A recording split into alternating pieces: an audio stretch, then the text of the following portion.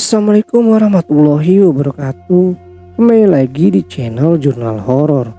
Untuk cerita kali ini berjudul Tersesat di Bumi Perkemahan.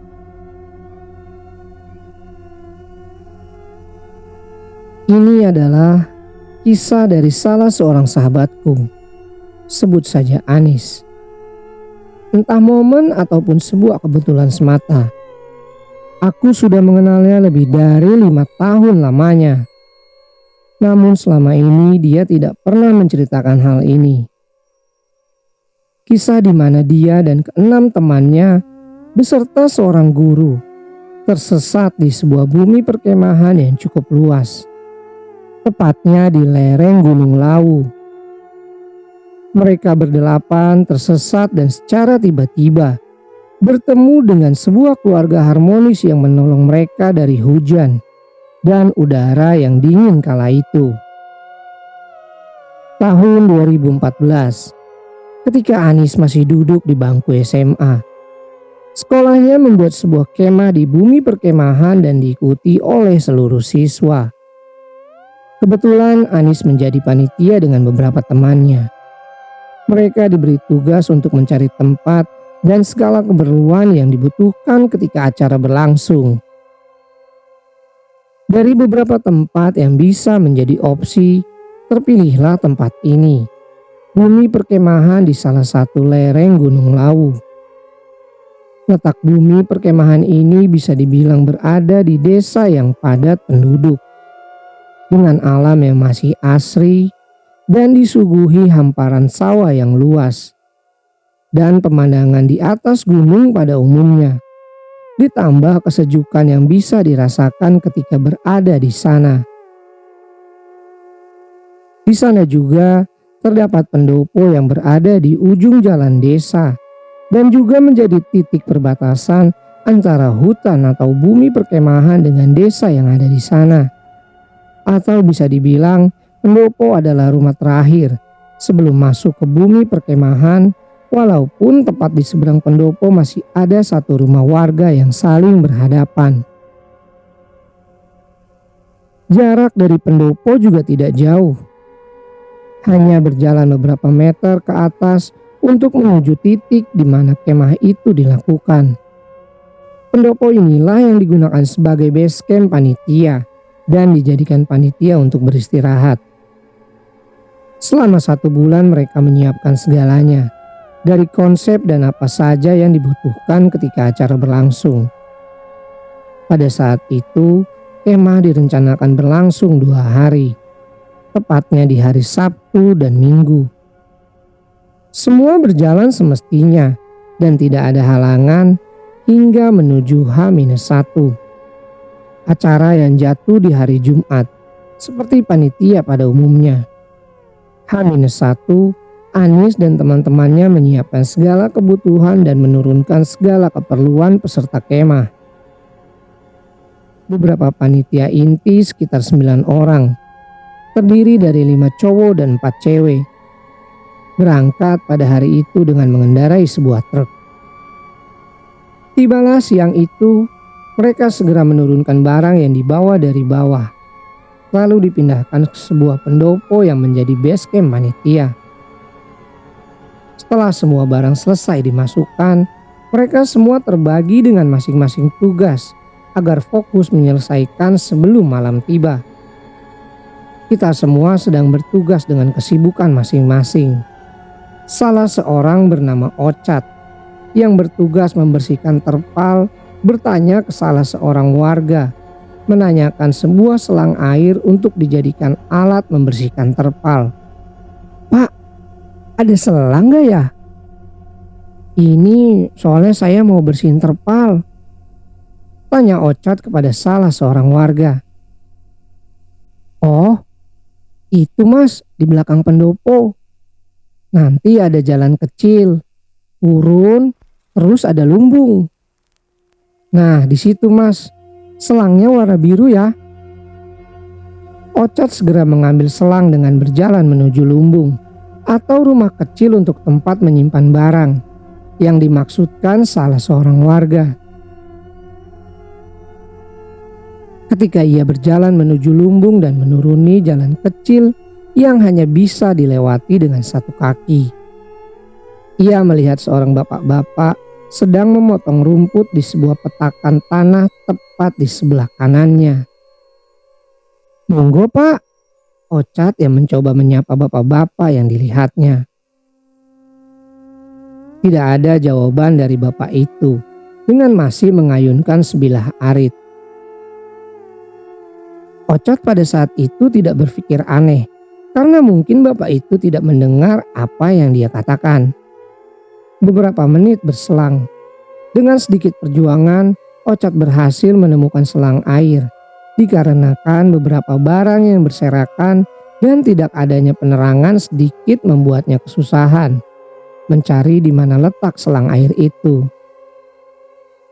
Ketika ia kembali ke arah pendopo, tepatnya di sebuah tanjakan kecil yang hanya dilewati satu kaki, ia masih melihat sosok bapak yang pertama kali ia lihat di tempat yang sama. Otomatis Ocat mencoba mengucapkan salam untuk kedua kalinya. "Monggo Pak," dengan suara lebih keras dari sebelumnya. Masih tidak ada jawaban dan sosok bapak itu masih mengayunkan sebilah arit ke rumput di depannya. Ocat bingung kenapa bapak itu tidak meresponnya lagi. Karena penasaran, beberapa langkah Ocat berjalan. Ia memalingkan badan dan mencoba mengamati seksama ke arah sosok bapak itu. Dan benar saja, tak berselang lama, merinding, bulu kuduk Ocat berdiri dengan sendirinya tatkala mengamati pergerakan sosok bapak-bapak yang ia lihat. Di situ Ocat tersadar bahwa sosok bapak-bapak yang dilihatnya itu tidak berpindah tempat dengan posisi yang sama dan gerakan yang selalu sama dari pertama ia lihat hingga kembali dari mengambil selang air. Gerakan itu selalu terulang. Bahkan ketika Ocat menatap persekian detik, sosok bapak itu benar-benar melakukan gerakan yang selalu sama. Bahkan tangan ataupun posisi duduk tidak bergeser sedikit pun. Gerakan yang berulang membuat Ocat ketakutan hingga membuatnya berlari menuju pendopo. Dan tanpa pikir panjang membersihkan terpal itu dengan sedikit tergesa-gesa. Walaupun dalam benaknya masih bertanya-tanya dengan apa yang dilihatnya. Bahkan di dalam lubuk hatinya ingin rasanya mencoba mengecek kembali dan menjawab rasa penasaran dengan sosok bapak-bapak yang ia lihat. Namun ia mengurungkan niat dengan menaruh selang itu di pendopo tanpa mengembalikan. Ocat pun memilih tidak menceritakan apa yang dilihatnya dengan teman-teman, karena takut itu hanyalah halusinasi semata. Sore harinya tepat setelah maghrib, setelah semua tugas sudah diselesaikan beriringan dengan kejadian awal yang dialami Ocat. Beberapa panitia memutuskan untuk beristirahat dengan bersantai di dalam pendopo, sembari menonton film dengan sebuah tab yang dibawa Anis dan ditemani satu teko penuh teh panas. Sekitar 8 orang sedang asik menonton film. Namun berbeda dengan Ocat yang memilih untuk berjaga di luar dengan alasan menikmati dinginnya malam itu. Ocat seperti tidak kapok dengan kejadian awal tadi. Dan memang Ocat dikenal orang yang pemberani dari yang lainnya. Namun tak lama, suara ketukan pintu kaca dari arah luar. 8 orang yang mendengar suara ketukan pintu itu seketika memalingkan pandangan mereka dan bergegas keluar menemui Ocat. "Kenapa ya Cat?" tanya Anis. "Aku dengar suara orang jalan dari arah sana," jawab Ocat sembari menunjuk arah di mana ia mendengar suara langkah kaki. "Ah, masa? Gak mungkin lah, ini kan rumah terakhir," jelas Anis dengan raut muka seperti tidak percaya dengan apa yang dikatakan Ocat. Bukan hanya Anis, 7 orang lain sempat tidak percaya dengan kesaksian Ocat. Apalagi pendopo itu termasuk rumah terakhir sebelum menuju arah bumi perkemahan. dan arah di mana Ocat mendengar langkah kaki dari sebelah kiri, di mana arah itu adalah arah menuju bumi perkemahan. Ocat mencoba meyakinkan dan menyuruh teman-teman lain untuk diam beberapa saat. Dan ternyata apa yang dikatakan Ocat benar adanya.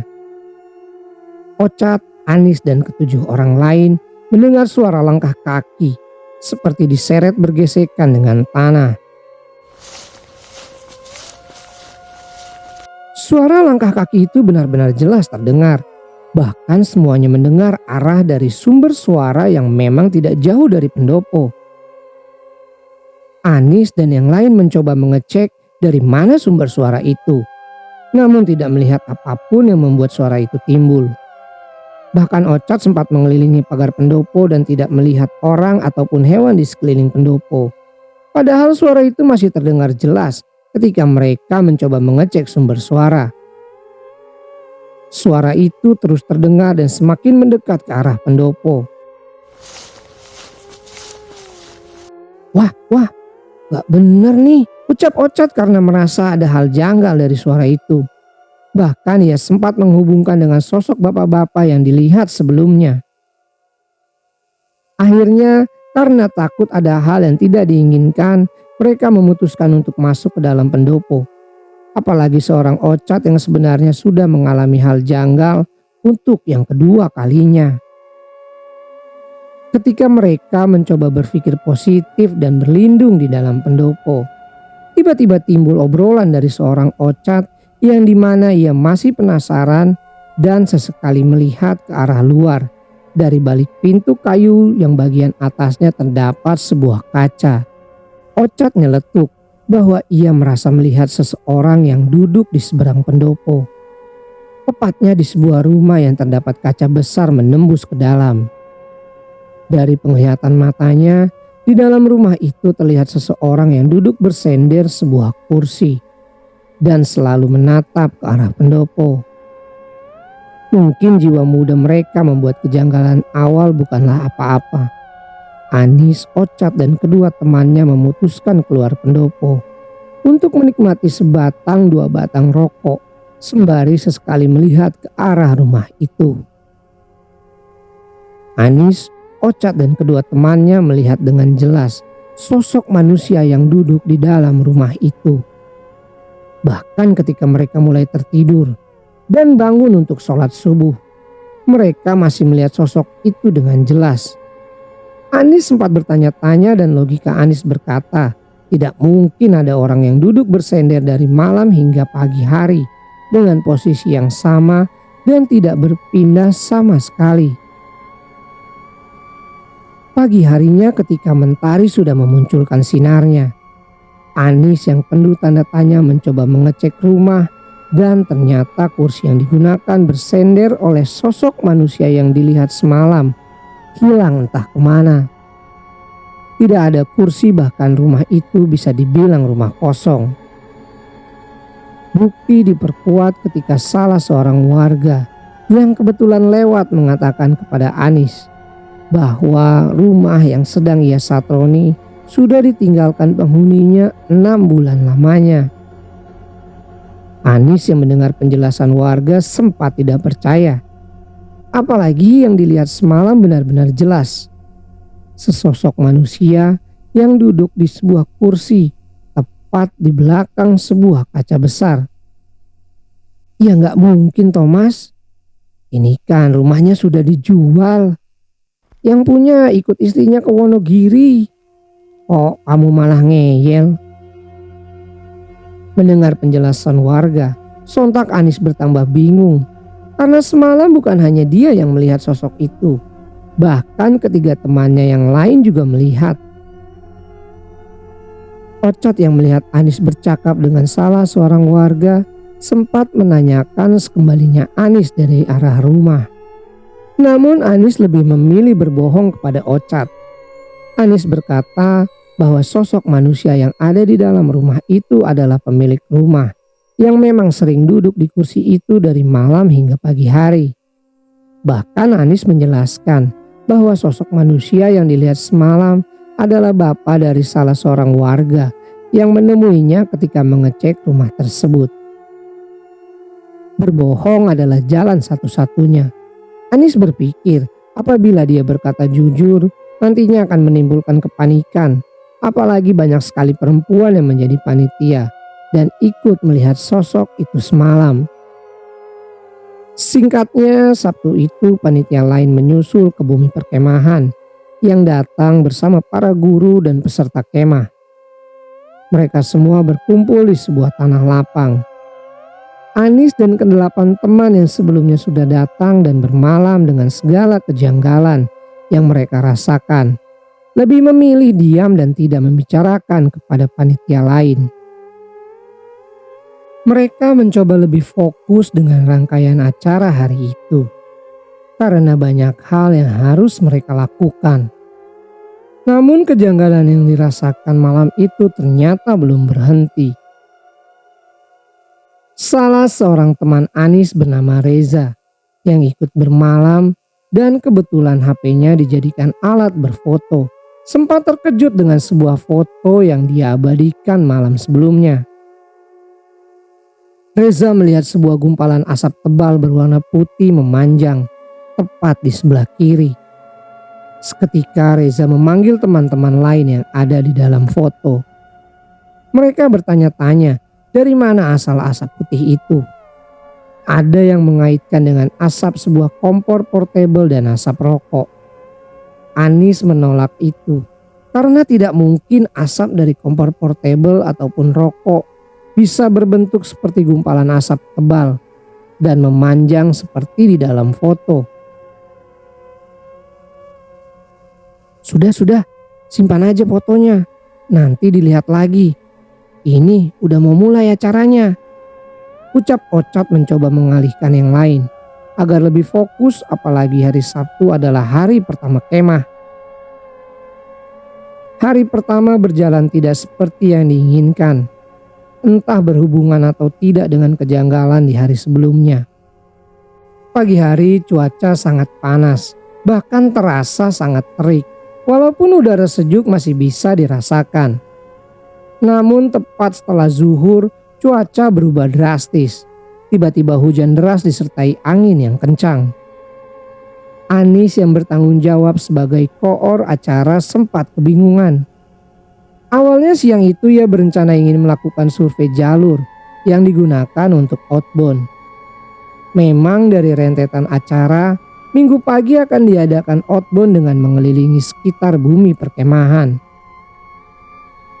Anis dan teman-temannya sempat berdiskusi.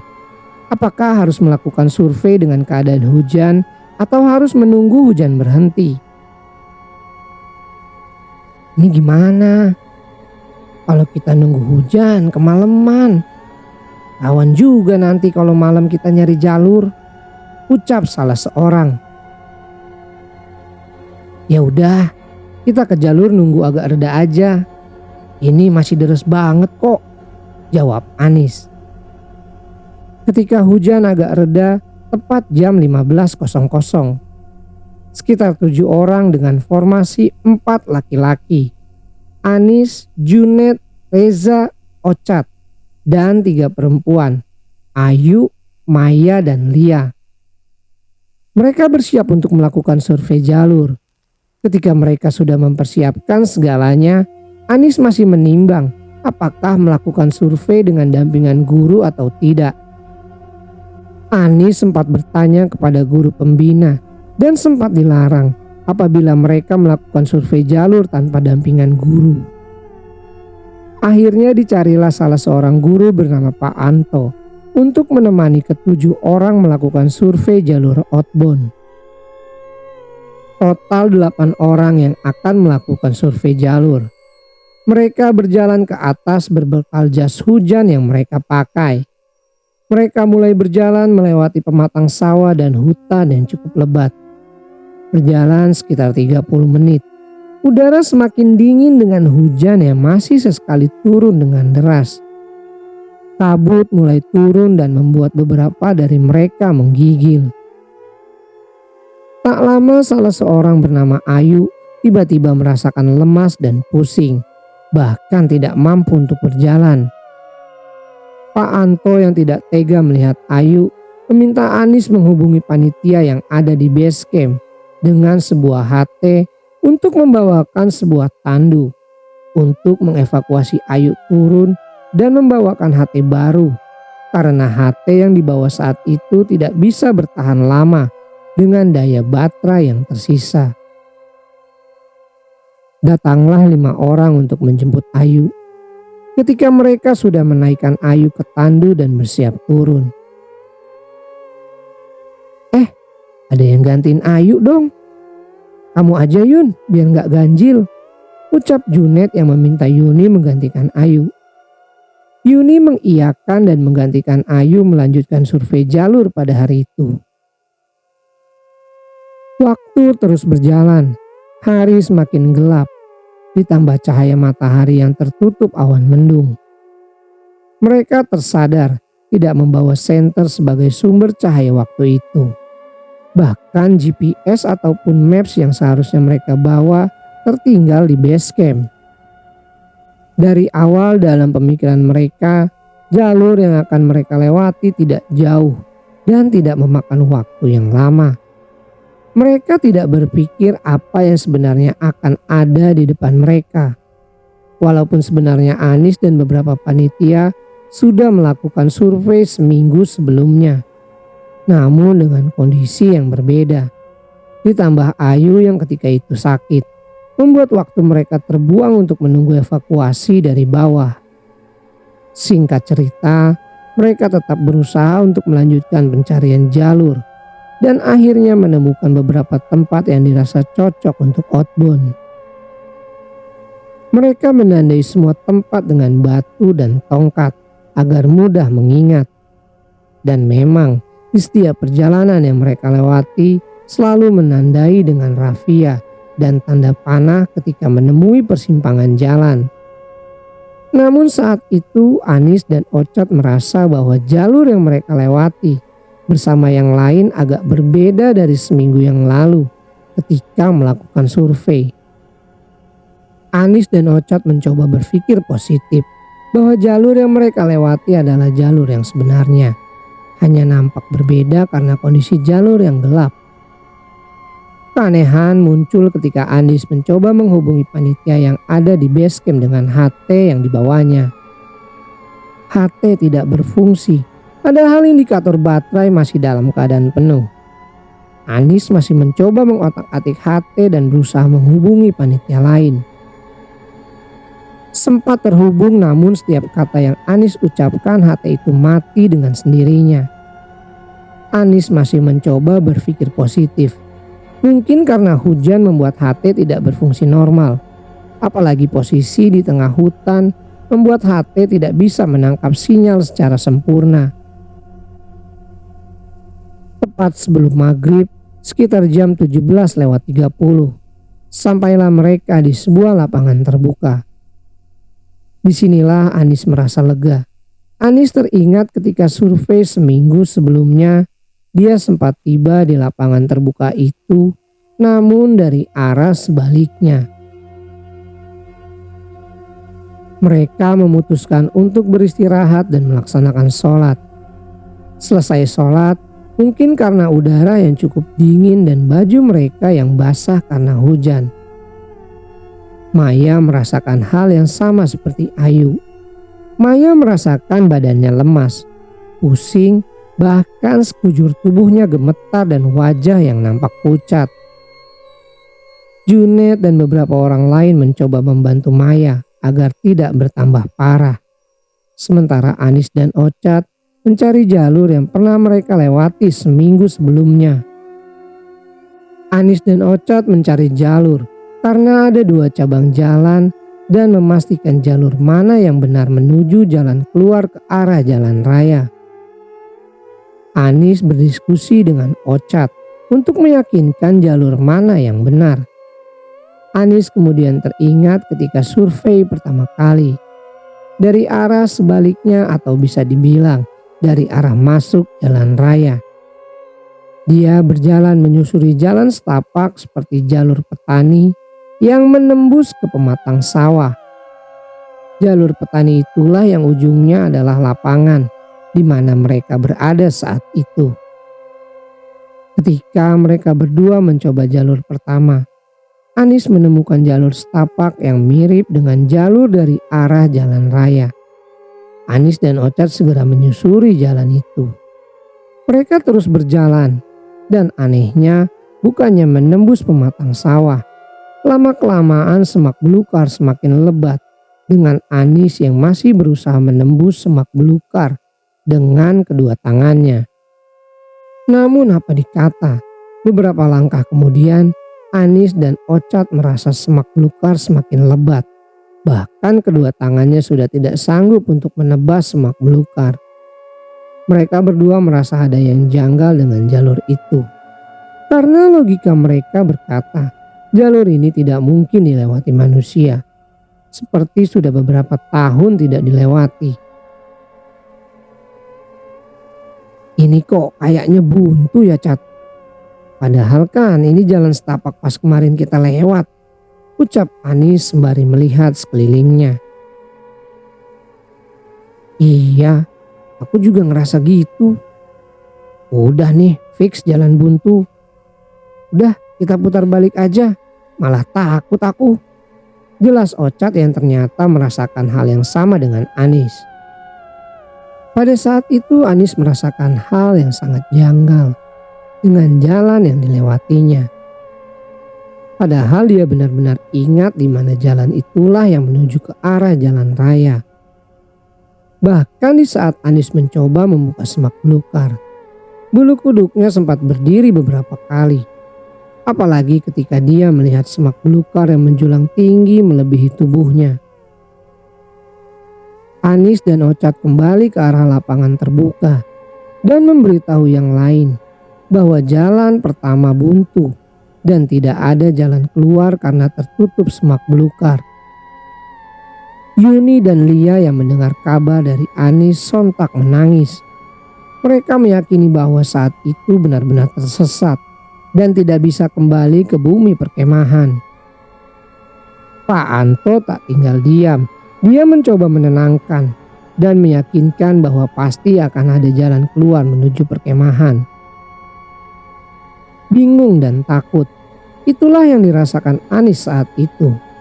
Karena jalan yang ia yakini menuju jalan keluar ternyata hanyalah jalan buntu. Apalagi HT yang ia bawa sudah benar-benar tidak berfungsi, yang sebenarnya berguna menghubungi panitia lain untuk meminta petunjuk jalan. Mereka sempat berdiskusi antara kembali ke jalur sebelumnya atau memilih jalur kedua. Akhirnya Pak Anto memutuskan untuk berjalan menyusuri jalur kedua. Dengan pertimbangan apabila melewati jalur sebelumnya akan memakan waktu yang cukup lama. Dah, kita lewat jalur mobil aja. Cuma itu jalan yang ke arah bawah. Jelas Pak Anto mencoba menenangkan yang lain. Memang di jalur kedua dianggap sebagai jalur mobil karena mereka melihat bekas galian ban mobil dan adanya dua jalan beton yang di tengahnya terbelah oleh tanah yang dipenuhi rerumputan. Tetapi jalur ini bukan jalan menuju bumi perkemahan, melainkan jalan yang menembus ke desa lain. Dan dari 8 orang belum pernah ada yang melewati jalur ini. Anis dan yang lain mengiyakan pilihan Pak Anto. Dalam logika mereka saat itu akan menemukan rumah warga ketika memilih jalan turun. Mulailah langkah demi langkah berjalan beriringan. 2 di depan, yaitu Pak Anto dan Ochard. 5 orang di tengah, Maya, Lia, Yuni, Anis, Reza, dan Junet berada paling belakang. Mulai muncul rasa was-was, apalagi 3 perempuan lain, Lia dan Yuni yang sudah terlihat pucat karena takut tidak menemukan jalan keluar. Ditambah Maya yang kondisinya semakin memburuk. Anis dan yang lain mencoba menghibur ketiga perempuan dengan bernyanyi sekeras mungkin dan melempar candaan agar mengalihkan rasa takut mereka sembari berharap ada yang mendengar suara mereka dari kejauhan. Berjalan sekitar 30 menit dengan nyanyian dan candaan yang selalu mereka lontarkan. Tiba-tiba Junet yang berada paling belakang meremas bahu Reza yang berada persis di depannya. Langkah Reza sontak terhenti.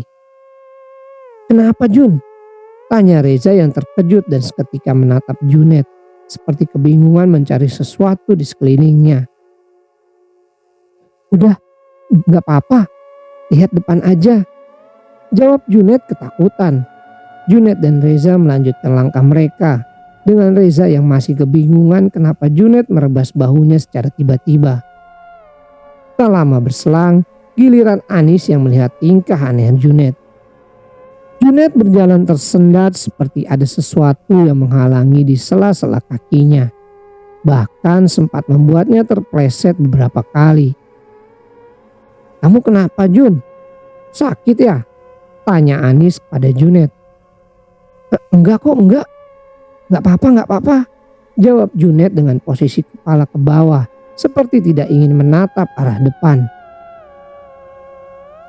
Udah Nis, terus aja, nggak usah lihat belakang," Reza yang mencoba meyakinkan Anis. Reza merasa bukan hanya dia yang menganggap tingkah aneh Junet. Apalagi ketika melihat Anis yang tersadar dengan langkah kaki Junet yang tersendat beberapa kali. Dalam perjalanan itu Reza sempat menduga-duga kenapa Junet bertingkah seperti itu. Puncaknya Reza teringat sebuah obrolan di kantin SMA bersama seorang Junet. Reza ingat betul Junet pernah bercerita bahwa dia punya keistimewaan dalam penglihatannya. Disinilah Reza mulai mengerti kenapa Junet bertingkah aneh. Namun Reza tidak berani menanyakan apa yang sebenarnya Junet lihat pada saat itu. Apalagi masih berada di tengah hutan dan masih mencari jalan keluar. Mereka terus berjalan turun dan muncul sebuah harapan ketika Anis melihat sebuah titik cahaya dari kejauhan. "Wah, itu ada lampu, Pak. Itu kayaknya rumah warga." Langkah kaki mereka semakin cepat menuju arah cahaya itu. Namun anehnya, ketika mereka terus berjalan menuju titik cahaya, mereka merasa titik cahaya itu semakin lama semakin jauh dan jalan yang mereka lewati seperti tidak berujung. Anehnya lagi, bukannya vegetasi semakin berkurang, malah sebaliknya. Vegetasi di sekitar semakin lama semakin lebat, seperti mengarah kembali ke dalam hutan. Namun mereka tetap terus berjalan dan yakin akan menemukan sebuah rumah. Terus berjalan dan akhirnya harapan untuk menemukan pemukiman menjadi kenyataan. Ketika mereka melihat sebuah rumah atau bisa dibilang satu-satunya rumah, tepat di mana mereka bertemu dengan sebuah jalan bercabang. Ada dua jalan ke arah kiri dan lurus, dan rumah yang mereka lihat adalah menuju arah kiri. Tanpa pikir panjang mereka langsung mengambil jalur kiri untuk menuju arah rumah itu. Dengan melihat kondisi mereka yang sudah lelah dan baju yang lembab karena hujan sepanjang perjalanan, Pak Anto berinisiatif untuk mengetuk rumah dengan tujuan meminta air dan meminta izin beristirahat sejenak di rumah tersebut. Lega menemukan sebuah rumah setelah berjalan tak tentu arah dan kejanggalan-kejanggalan yang dialami. Akhirnya mereka bisa mengistirahatkan badan dan bisa membersihkan badan sembari membuang hajat yang sudah mereka tahan beberapa jam. Akan tetapi, disinilah sebenarnya puncak dari perjalanan mereka. Diketuklah pintu rumah itu. Tak lama keluarlah seorang ibu-ibu berkerudung, berperawakan kurus dengan menggendong seorang bayi dan dua anak kecil yang mengikuti sang ibu dari dalam rumah. Semua terlihat normal dan tanpa keanehan apapun. Dari bentuk rumah terlihat normal, bahkan hampir mirip rumah biasanya. Dari perawakan sosok ibu sang pemilik rumah juga benar-benar biasa saja, karena tidak ada rasa curiga sedikit pun pada saat itu. Hanya saja rumah itu memang berada agak jauh dari pemukiman padat di bawahnya. Rumah itu berada di batas vegetasi, dan rumah itu adalah rumah satu-satunya yang berada di sana. Pak Anto menemui sang ibu dan menjelaskan bahwa mereka sempat tersesat dan meminta izin untuk beristirahat sejenak. Sang ibu mempersilahkan dan mereka semua duduk di teras rumah, terkecuali Junet yang duduk terpisah dan menjauh dari yang lain. Berselang beberapa menit, sang ibu keluar dari dalam rumah sembari membawa nampan berisi 8 cangkir kopi dan sebuah toples biskuit. Ketika mereka menikmati hidangan kopi dan biskuit itu dengan lahap, Anis merasakan kenikmatan kopi yang ia minum. Sangat nikmat dengan manis yang pas. Bahkan ia merasa kopi itu seperti menjadi energi dari badannya yang lelah setelah perjalanan yang cukup panjang. Walaupun saat itu sempat terbesit pikiran keheranan dengan biskuit yang ia makan. Karena di dalam kaleng itu tidak ada biskuit yang utuh. Hanya terdapat potongan-potongan biskuit di dalamnya. Zak, biskuitnya hancur semua ya? Iya, aku juga mikir itu. Kayaknya karena anaknya deh. Candaan yang terlontar dari Anis kepada Reza tentang biskuit itu. Sempat ada obrolan antara Pak Anto dan sosok ibu itu. Bahkan si ibu sempat menanyakan datang dari mana dan bertanya kenapa bisa tersesat di dalam hutan. Obrolan itu berlanjut hingga Pak Anto bertanya di manakah sang suami berada. Karena memang dari pertama datang hingga kopi yang semakin lama semakin berkurang, mereka tidak melihat sang suami. Bapak di mana ya Bu? Kok saya belum lihat dari tadi? Oh, Bapak lagi di masjid Pak. Isya di masjid. Begitulah penuturan sosok ibu ketika ditanya di mana suaminya berada. Di sisi lain, Reza, Ocat dan Anis melihat tingkah Junet yang semakin aneh. Junet seperti memikirkan sesuatu dan lebih sering menunjukkan tatapan kosong. Junet tidak mau meminum kopi yang sudah disuguhkan.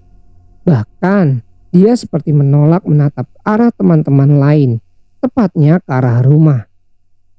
Sempat dipaksa namun Junet tetap menolak dan lebih memilih tidur di sebuah tangga rumah. Sempat ada kecurigaan, namun Reza meyakinkan yang lain bahwa Junet hanya kelelahan karena perjalanan tadi. Walaupun pada saat itu Reza sempat berpikir apakah ada sesuatu dari rumah dan sosok sang ibu yang menolong mereka. Tetapi Reza lebih memilih berpikir positif dan tidak akan menduga yang tidak-tidak. Memang setelah kejadian di mana Junet merebas bahu Reza, Junet lebih sering diam. Dan ketika mereka menemukan sebuah rumah, tidak ada raut ekspresi senang dari wajahnya. Berbanding terbalik dengan yang lain, bahkan seorang Pak Anto yang dikenal tegas pun kegirangan karena berhasil menemukan rumah setelah tersesat di dalam hutan. Jam menunjukkan pukul 20:30. Pak Anto meminta izin kepada sang ibu dan berterima kasih sudah diberi tumpangan dan segala sajian yang diberikan. Anis dan yang lain berpamitan dan sempat mencium tangan sang ibu sebelum pergi dari rumah tersebut. Net, bangun, ayo kita pulang. Reza mencoba membangunkan Junet yang tertidur pulas di sebuah tangga rumah. Reza heran dengan tingkah Junet. Junet yang seketika terbangun dari tidurnya tidak mau berpamitan dengan sang ibu. Junet memilih langsung pergi dan tidak mau melihat ke arah rumah sama sekali. Bahkan dia meninggalkan secangkir kopi yang masih utuh. Walaupun Anis yang melihat kopi Junet langsung meminum habis kopi itu tanpa tersisa sedikit pun. Mereka berpamitan dan berjalan menuju pemukiman dengan menyusuri jalan setapak. Energi yang semula hilang sudah terisi dan kebahagiaan menyelimuti mereka semua. Berjalan beberapa meter, Mereka berpapasan dengan seorang bapak-bapak yang mengarah menuju rumah sang ibu. "Monggo Pak." Monggo. Di situ beberapa dari mereka sempat berpikir bahwa bapak-bapak itu adalah suami dari sang ibu. Karena arah di mana sosok bapak itu berjalan adalah arah di mana hanya ada satu rumah, yaitu rumah sang ibu berada. Berjalan langkah demi langkah, Ocat yang berada paling belakang sempat terkejut melihat sebuah lumbung yang mirip dengan lumbung di belakang pendopo base camp. Saat itu Ocat melihat dengan jelas lumbung yang hampir sama. Namun anehnya, di depan lumbung terdapat topeng berwujud leak dengan taring dan hiasan bulu yang panjang. Bukan hanya satu topeng, namun terdapat puluhan topeng berjejer di lumbung itu. Ocat yang berada paling belakang kebingungan. Dia melihat teman-teman yang lain seperti tidak melihat lumbung itu. Bahkan menoleh pun tidak sama sekali. Ketika dia berhenti sepersekian detik untuk mengamati lumbung, dia ditegur oleh Pak Anto karena menghentikan langkahnya. Ketika mereka sudah memasuki menuju pemukiman, Anis teringat dengan HT yang sudah tidak berfungsi di perjalanan tadi. Anis mencoba menyalakan HT dan betapa kagetnya. HT berfungsi dengan normal, tidak ada gangguan sedikit pun. Bahkan saat itu Anis berhasil menghubungi panitia yang ada di base camp dan meminta jemputan tepat di sebuah jalan besar. Anis bertanya-tanya kenapa HT tiba-tiba berfungsi. Padahal saat perjalanan HT tidak bisa dihidupkan. Sudahlah, yang penting sampai base camp. Begitulah kalimat yang bisa diungkapkan saat itu. Singkat cerita, 7 orang yaitu Anis, Ocat, Junet, Reza, Yuni, Maya, dan Lia diberikan kelonggaran untuk tidak ikut acara hari kedua. Mereka diminta beristirahat karena tenaga yang cukup terkuras di hari sebelumnya. Siang harinya, Anis yang sudah turun dari pemukiman terkejut mendengar kabar. Yuni, Maya, dan Lia, air matanya pecah hingga membuat Maya hampir jatuh pingsan. Anis mencoba menanyakan apa yang sebenarnya terjadi. Usut punya usut, malam sebelumnya setelah mereka sampai di base camp, Pak Anto memberi kabar kepada kepala sekolah dan beberapa guru bahwa sempat tersesat ketika melakukan survei di jalur outbound. Pak Anto juga menjelaskan bahwa mereka menemukan rumah dengan ibu yang memberi tumpangan dan sempat memberi makan dan minum. Mendengar kabar itu, kepala sekolah dan beberapa guru berinisiatif untuk mengucapkan terima kasih sudah menolong beberapa siswanya yang tersesat. Mereka mencoba mendatangi rumah sang ibu sesuai dengan arahan Pak Anto. Setelah mencoba mendatangi rumah sang ibu, kepala sekolah dan beberapa guru mendatangi bumi perkemahan dan kebetulan bertemu dengan Yuni, Maya, Lia, dan Pak Anto yang sedang berkumpul di pendopo. Disitulah muncul sebuah pertanyaan besar. Pak Anto yakin ketemu rumah sama ibu yang diceritakan semalam? Tanya salah seorang guru. Yakin Pak, kita kemarin ketemu sama rumah. Saya sama anak-anak juga ketemu ibu yang saya ceritain Pak. Jawab Pak Anto meyakinkan kesaksiannya. Emang kenapa Bu? Kita benar-benar ketemu kok. Tanya Lia dengan raut wajah kebingungan. Di situ sang guru menjelaskan bahwa ketika mencoba mendatangi rumah sang ibu, ternyata titik rumah yang dimaksudkan Pak Anto hanya sebuah tanah lapang dan beberapa pohon. Bahkan sang guru sempat menanyakan kepada warga sekitar dan memang tidak ada rumah sama sekali. Salah seorang warga juga menjelaskan bahwa daerah itu sangat jarang dilalui warga. Karena pada dasarnya daerah itu bukanlah jalan utama warga karena di belakang tanah lapang itu langsung berbatasan dengan hutan.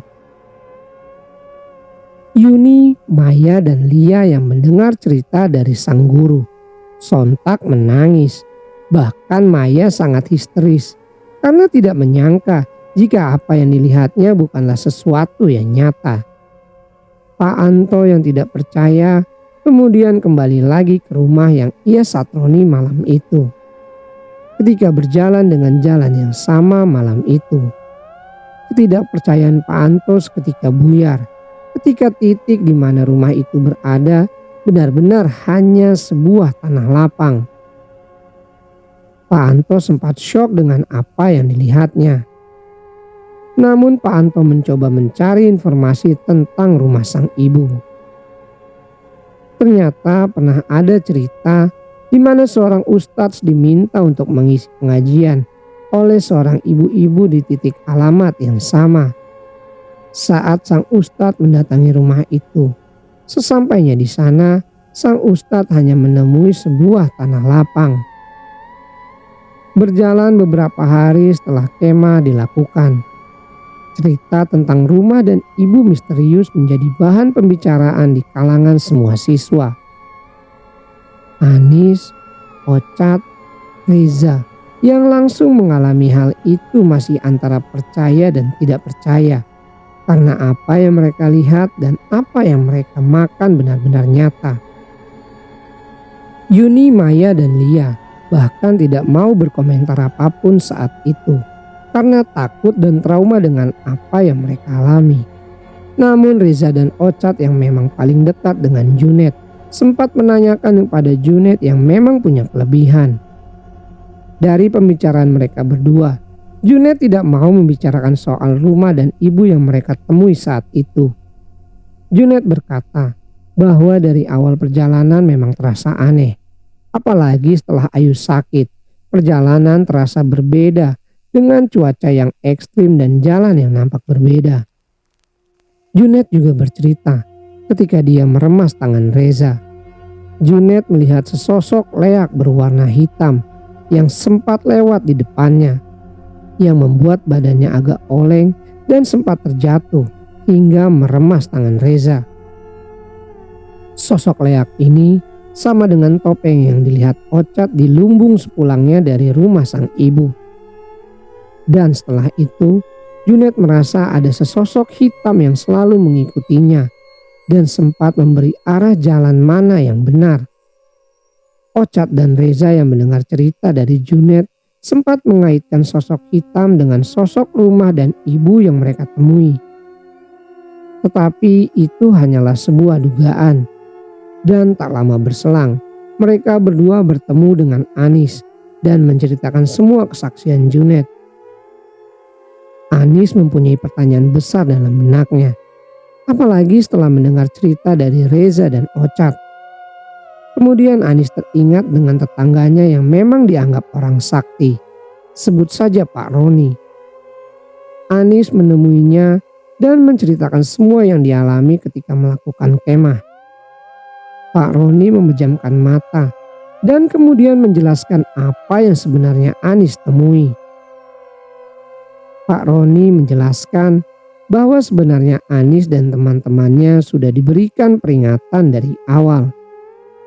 Dari kejadian suara kaki di pendopo, cuaca yang tiba-tiba berubah, dan juga ketika Ayu sakit sebenarnya memperingatkan agar tidak melanjutkan perjalanan. Namun di situ Pak Roni juga menjelaskan bahwasanya Junet berperan penting ketika mereka melakukan perjalanan survei jalur saat itu.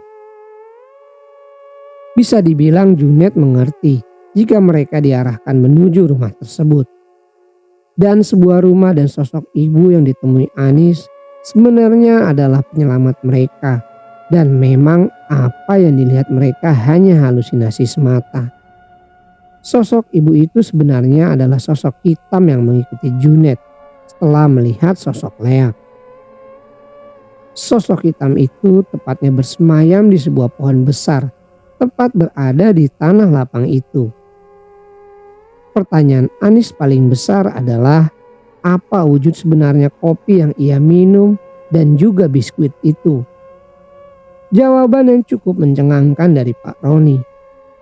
Pak Roni menjelaskan bahwa kopi yang ia minum sebenarnya adalah air kotoran yang berwarna hitam pekat. Dan biskuit itu adalah potongan serbuk kayu. Anis masih belum percaya dengan penjelasan Pak Roni. Karena pada saat itu Anis merasa kopi yang dia minum benar-benar menambah energi yang hilang. Bahkan Anis masih ingat dengan rasa dan aftertaste dari kopi tersebut. Akan tetapi dari penjelasan Pak Roni soal biskuit yang disuguhkan, Anis merasa sesuai dengan apa yang dilihat saat itu. Karena ketika Anis memakan biskuit tersebut, semua biskuit hanya terdapat potongan kecil dan tidak ada biskuit yang utuh. Logika Anis berkata, kemungkinan dalam sebuah toples biskuit seharusnya ada 1 atau 2 buah biskuit yang utuh. Akan tetapi di dalam toples tersebut, semua biskuit berbentuk potongan kecil. Tidak hanya Anis, Reza juga merasakan hal yang sama saat itu. Memang cerita dari Anis masih banyak pertanyaan yang belum terjawab hingga saat ini. Apalagi yang menjadi pertanyaan, apa yang sebenarnya dilihat Junet saat ketika bertemu dengan sosok rumah dan sang ibu. Apabila dilihat dari tempat yang digunakan untuk kegiatan kemah, konon dulunya adalah tempat para danyang dan sering digunakan sebagai ritual tertentu. Dan konon katanya dulu ada orang sakti yang pernah berencana akan mengubah tempat itu sebagai sesuatu yang besar, namun urung dilakukan karena sudah diketahui orang lain.